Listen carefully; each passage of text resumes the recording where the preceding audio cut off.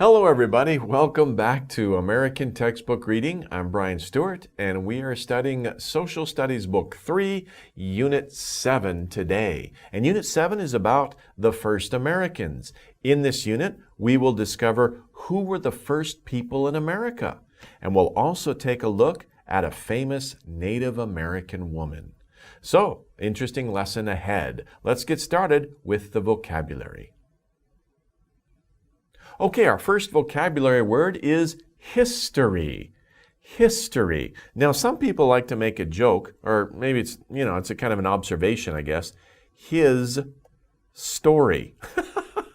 So it's an interesting way to look at it. Of course, it's only talking about men then, history. But if you think about it, most history was made by men, written by men, and they focused on men. But of course, there are many famous women also in history. But of course, history doesn't come from that. I'm just making it's like kind of like a joke or an observation, but it doesn't come from that. Okay, it's just kind of an interesting thing to remember. But history is a story of what happened a long time ago, or not even a long time ago, but what happened in the past in particular places. The definition here is the things that happened in a particular place. But of course, we could also talk about, you can talk about American history, European history, Asian history, Korean history, a particular place. But you could also just talk about history in general, which is world history, what happened on the earth. Right? So, a particular place on the earth as well, too. But that's history. And usually when we talk about history, we're talking about written history. So history only goes back to a time when people started writing things down, right? So written history. Sometimes you'll see people talk about written history because when a long time ago, thousands of years ago, when people invented writing, then we could remember things that happened a long time ago.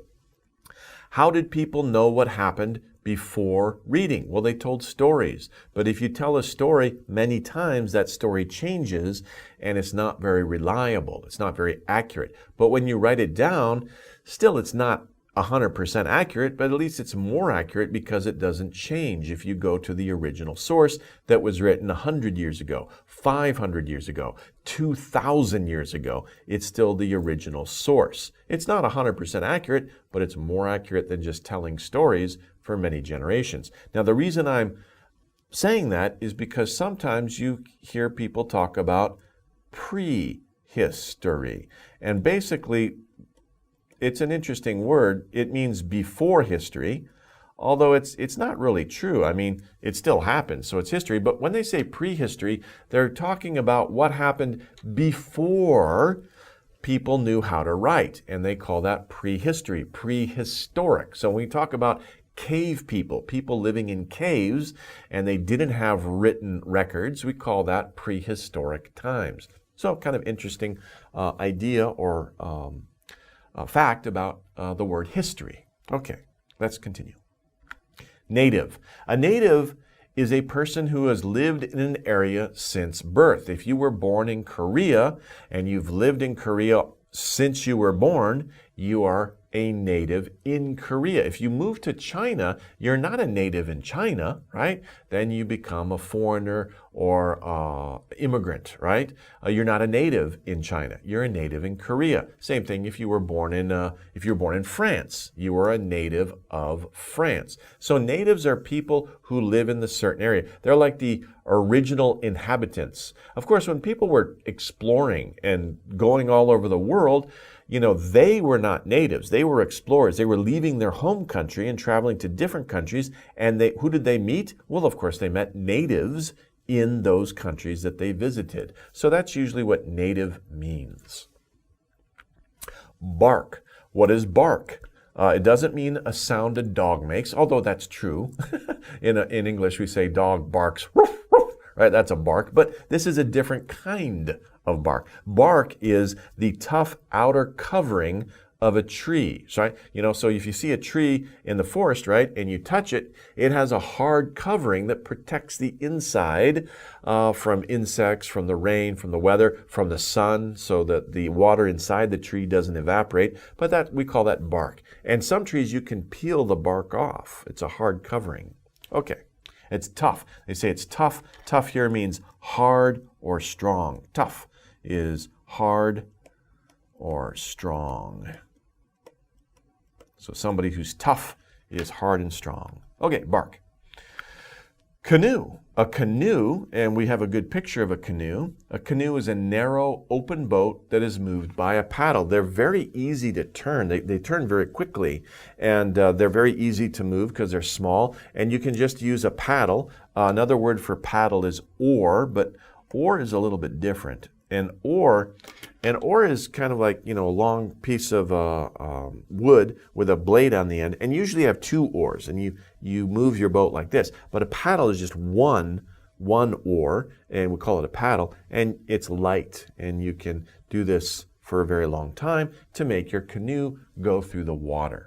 Now, American Indians were famous for using canoes because Europeans had canoes, but when they came to America, they saw the Indians or the natives using canoes. And so canoes became very fixed in their minds and associated with Native Americans or Indians, Native Americans.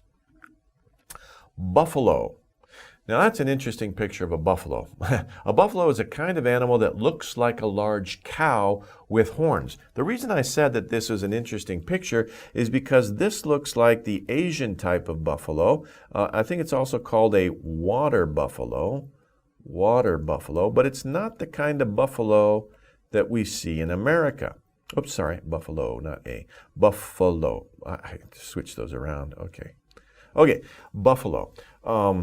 Yeah, just look at this. Don't look at my writing. Okay. A water buffalo or Asian buffalo is different from an American buffalo. The American buffalo, again, it's kind of similar. They're related, but they look different. The American buffalo is quite big. It's actually quite dangerous, and it doesn't stay in one place. Buffalo in America, they roamed for hundreds of miles, and they would go north and south, following the cold and warm temperatures to eat the grass. Of course, they would move south in the wintertime to get away from the snow. And then when it got hot and too dry in the south, in the summertime, they would move back north. And the buffalo in America, the buffalo in America are also called bison. Bison. And these were very important animals to the Native Americans because many Native American tribes in the middle of America would follow the bison north and south. They didn't live they didn't have like villages or towns.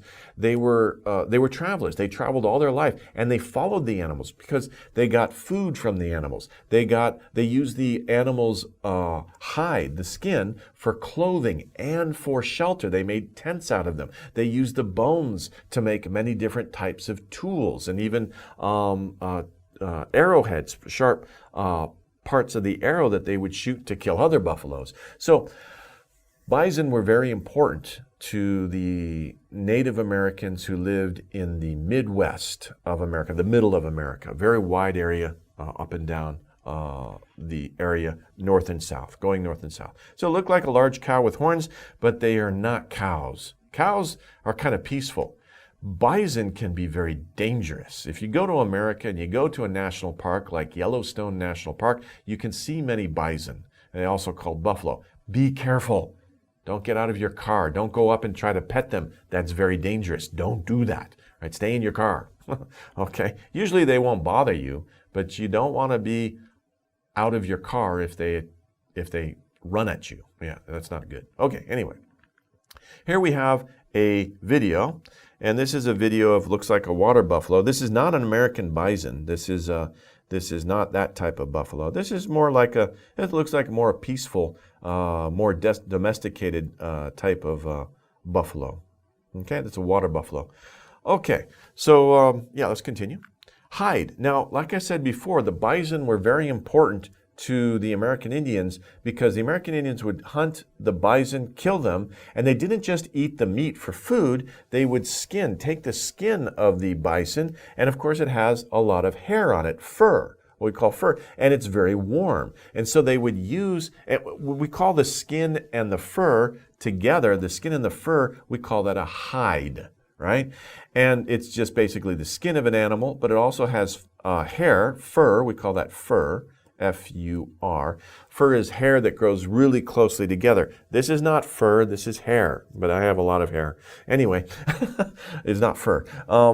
Fur would be like an animal where it's very thick and it's warm, right? So it's warm, so think about it. In the cold winter, the hides were very good for clothing. It helped keep the Indians or the Native Americans, it helped keep them warm in cold temperatures. So it was a very important source of clothing. Okay, so that's our vocabulary for this lesson.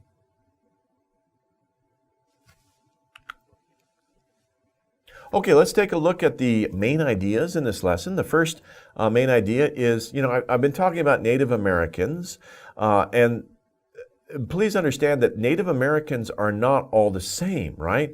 There are millions and millions of people living in America before the Europeans came to America, and they were not all the same.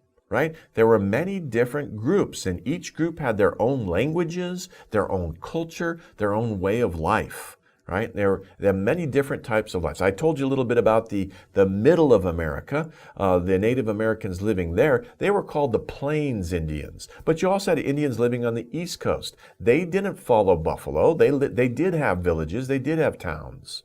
Right? There are also Native Americans living in the Southwest who built homes and forts and towns in some cases.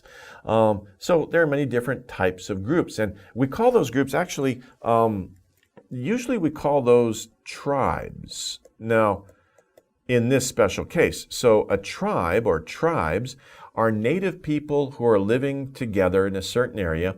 And a tribe is a loose organization. It's not really like a nation or an empire or something like that. It's kind of a loose, less developed way of life. We call that a tribe. It's a larger group of people who live together. Now, the different tribes had different names. And there's many, many different tribes. We only have room here to talk about 3. So let's talk about them. First of all, we have the Sioux. Now, the Sioux they were a very important tribe. They were a very large tribe that were part of the Indians or the Native Americans that I talked about who formed the Plains Indians. They lived in the middle of North America, the Sioux, and there were tens of thousands of Sioux, probably maybe even more a long time ago. And these are just one of many tribes who hunted buffalo for food, clothing, and homes. They're the types of Native Americans I told you about who followed the bison north and south, and they hunted buffalo. That was their way of life, right? They didn't settle down. When a tribe doesn't settle down and take an area and farm and stay there, when they don't do that, instead they hunt and they follow the animals, we call them nomads. Nomads. So the Sioux were nomads. It means they traveled. They didn't stay in one spot. They always were moving, following the animals. And they were hunting buffalo. Okay, excuse me. Next we have the Powhatan. And the Powhatan were on the East Coast, and they were the ones that, when English or European, not just English, but when European settlers came to America at the first time, they were on the East Coast, and they met many tribes. One of those tribes were the Powhatan, and that's when they noticed, these tribe uses canoes to go up and down the rivers. Because they were not very developed in their culture or their society, they didn't build roads. But rivers and creeks were kind of the roads for the Native Americans, especially on the East Coast where there are many rivers. And how did they move on the rivers? They used canoes. So canoes was the main form of transport early on in American history. Next, we have the Pueblo. And in fact, there's a town in Colorado called Pueblo, Colorado, named after this group of Native Americans. Now, Pueblos lived in the southwest of America, southwest. And, and there were many tribes living in the southwest, the Apache, the Comanche, the Utes. Well, the Utes are a little bit northern, but there were many tribes living. And the Pueblo were relatively peaceful. Another group that's not on here, I should mention, they're called the Apache. You know, like I said, there are many different types of Indian groups, and they had different ways of life. The Apaches were warriors. They were very fierce, and they were dangerous, and they would attack other Indians, and of course, the Europeans, when they come into the land. The Apaches were a very dangerous tribe. Pueblos were more peaceful, right? They were more into farming. They weren't really, of course, they had warriors. They had to protect themselves against the Apache and the Comanche, who were really, really strong warriors. Of course, they had warriors, but they didn't, their culture wasn't about war and fighting. It was more about farming and living off the land. And the Pueblos are very interesting because they lived in adobe houses, and they built, sometimes you can find towns. You know, I mentioned Pueblo, Colorado. There is a very famous site in Colorado made from adobe houses in the cliffs. And adobe is a building material. It's like mud or clay. You know, clay is wet, it's got water in it, and you can shape it. Well, you can take it and you can build a house out of it, right? So if you shape it, you can either make bricks out of it and then cover it with more clay or mud so you can't see the bricks. The bricks are in the inside, and that's what this house looks like here.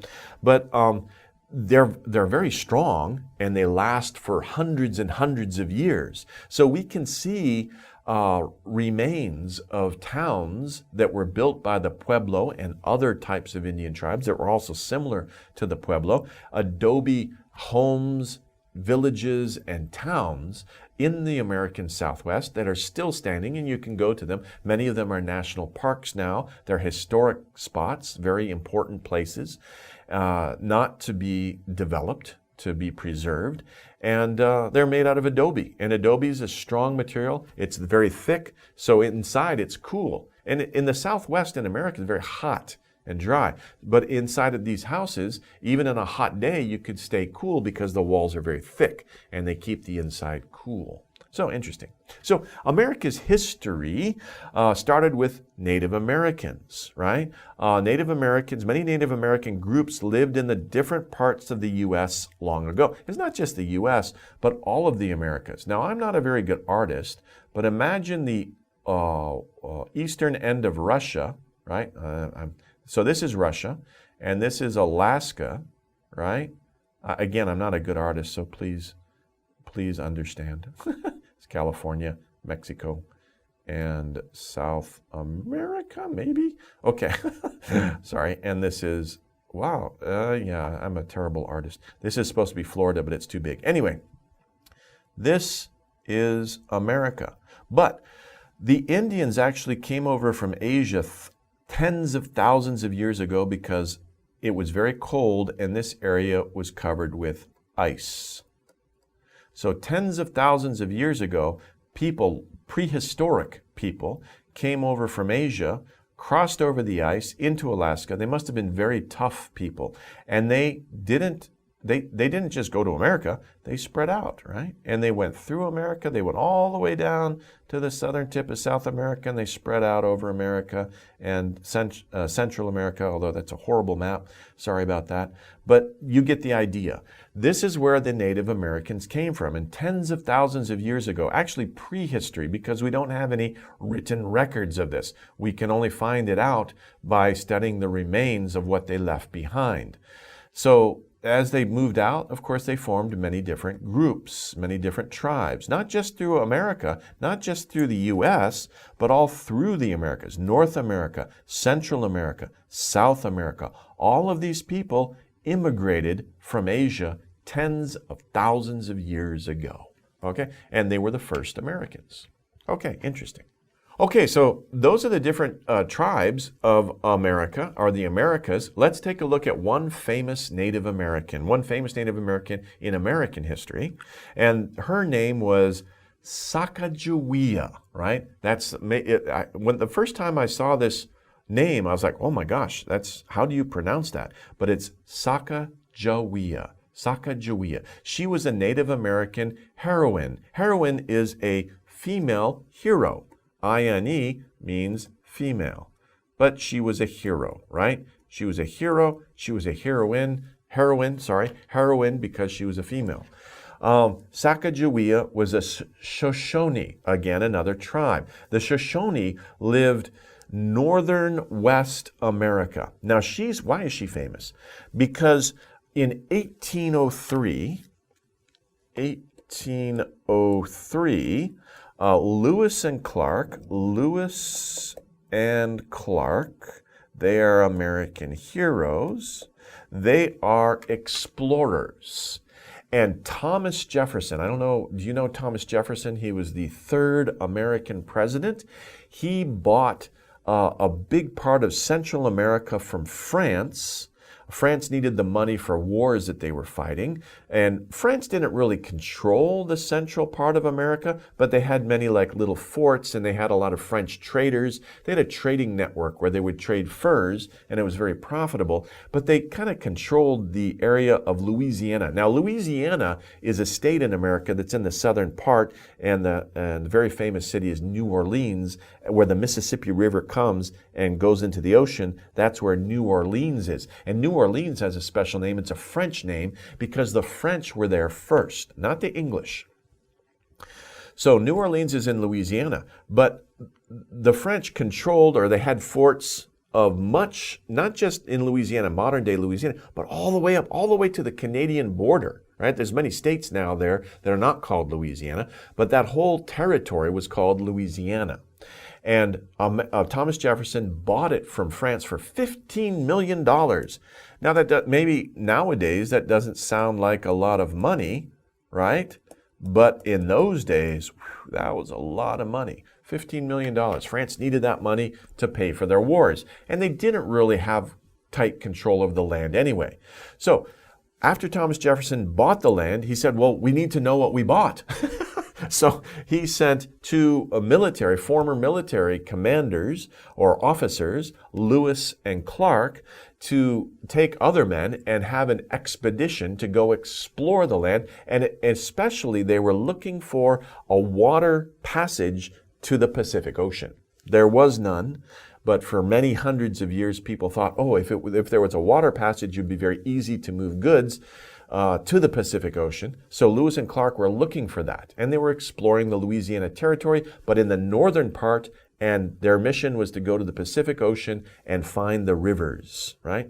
So they used a lot of canoes. But on the way, they met Sacagawea, and she helped them. She was a guide for them, and she knew many of the languages, so she could talk to the different Native American tribes and help negotiate between them so that they didn't fight when they came across those tribes.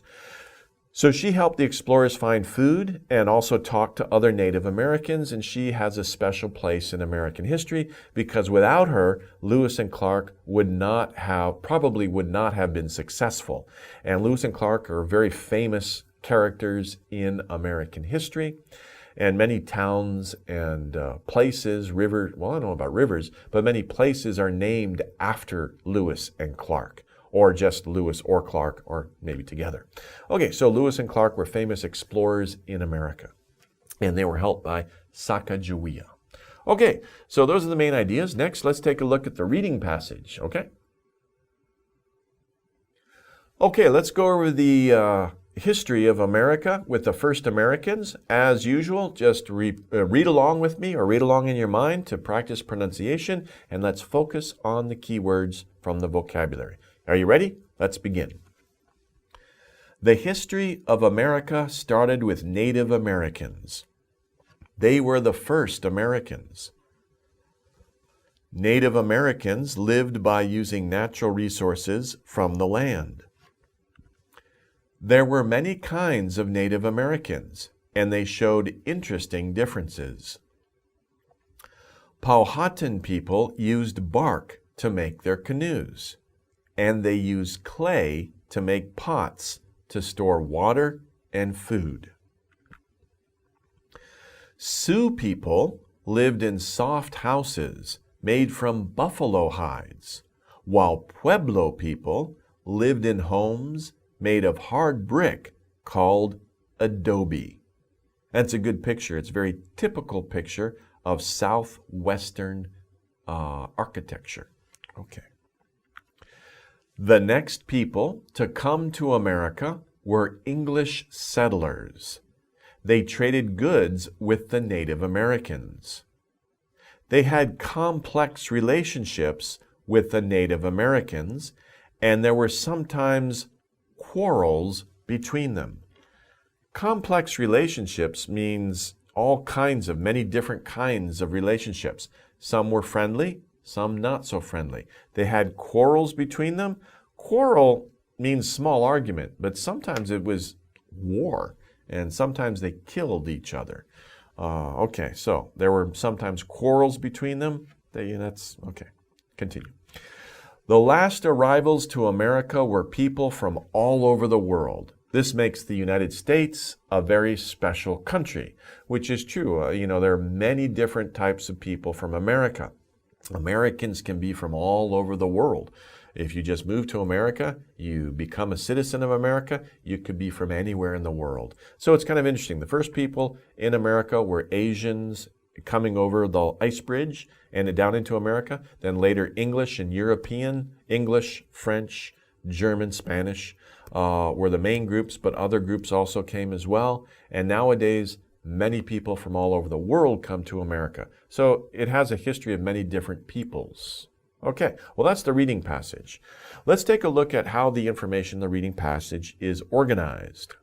Okay, here we have classify. Classify means to separate into different groups. So when we're talking about, in this case, we're talking about Native Americans, and we're classifying them into different groups or tribes, right? And the names of the different tribes. Now, of course, there were hundreds of different tribes. We only have space here to talk about 3. So Powhatan people, they were the ones that lived in the eastern area, and they would use beep to make their canoes. Do you remember from the reading? We said they would use bark. Bark is the tough outer covering of a tree. They would use bark to make their canoes. Sioux people were the ones who lived in the central part of America, the Plains Indians, part of the Plains Indians, Sioux. Now, notice also it's interesting, Sioux looks like Sioux, but it's French. It's a French word because the French were the first people in that area, and their spelling of the pronunciation of Sioux is S-I-O-U-X, which is not English, it's French. So that's interesting. So Sioux people, but we pronounce it Sioux. The Sioux people, they lived in soft houses made from beep hides. What kind of hides? Remember, the Sioux Indians were parts of the Plains Indians who would chase what? Animals. What were the animals called? They were called buffalo or bison. Buffalo.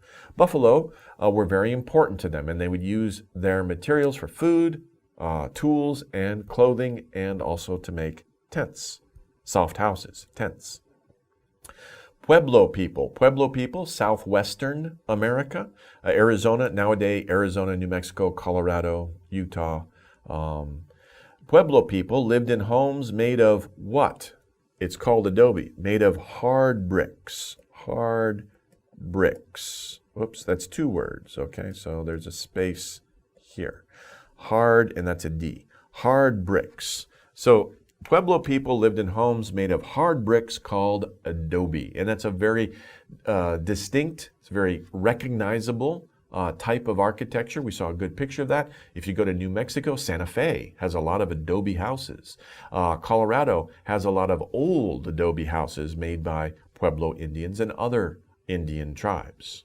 Okay, well, that's an interesting article, interesting lesson about the different Native American groups living in America. But remember, it wasn't just the United States. Also Canada, and also Central America and Southern America. There are many, many different types of Native Americans. Okay, interesting lesson. Hope you learned a lot. That's it for today. Take care, everybody. See you in the next one.